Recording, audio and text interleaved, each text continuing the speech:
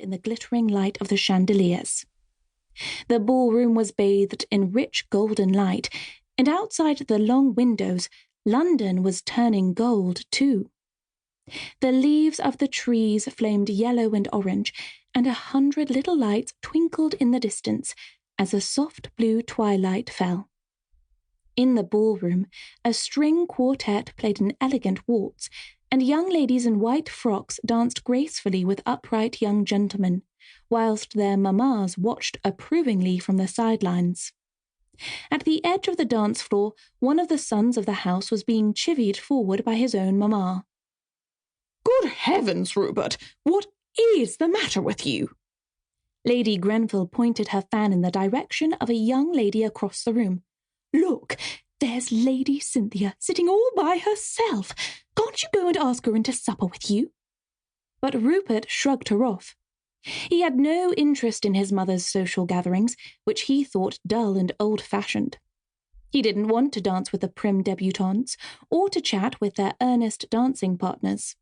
Most of all, he did not want to sit and have supper with the sneering Lady Cynthia under the beady eye of her chaperone. Muttering something gruff, he strode off to the refreshment table, helping himself to another cup of punch before retreating to a corner where he stood alone, pulling at his too-tight collar. From across the room, a girl stood and watched him. Anyone who noticed her would probably think her just the same as the other young ladies present, a pretty girl of 18 or so, who had no doubt made her debut in society that summer.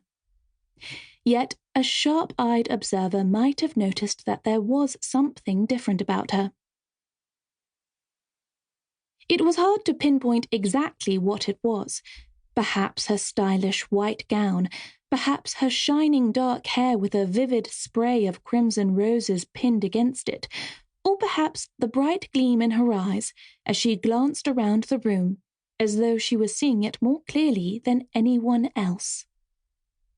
For a moment more, she watched Rupert fold his arms and sprawl back against the mantelpiece. Then she crossed the room towards him.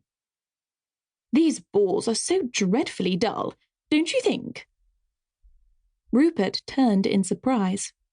Wrapped up in his boredom, he hadn't noticed her approaching. Now she stood just behind him, leaning against the wall as though she was as bored as he was himself.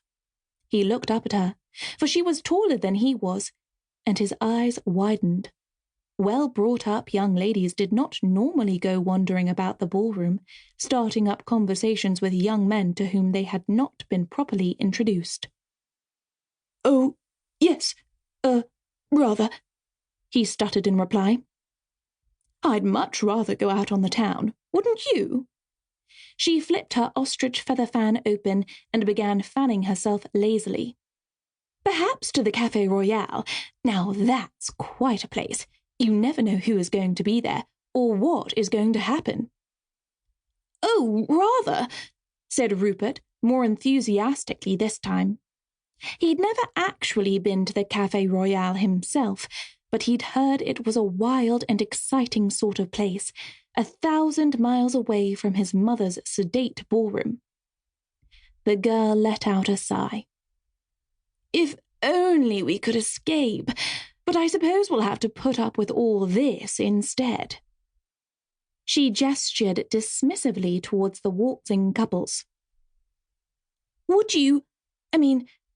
Do you think that you might like to?" Rupert found himself asking, looking awkwardly from her to the dance floor and then back again. "To dance?" The girl laughed, as though he'd made a joke. "Oh, good heavens, no, Mr. Grenville. I don't care for that kind of dancing.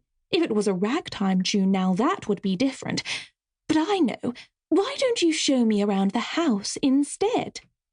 She flashed him a dazzling smile. "Perhaps we could find somewhere to sit and talk. That would be much better than a stuffy old waltz, wouldn't it?" "Oh, yes, absolutely," Rupert replied fervently. He didn't think he'd ever seen this girl before, and he wanted very much to know her name, but somehow he felt embarrassed to ask the question, especially when she obviously knew who he was. Before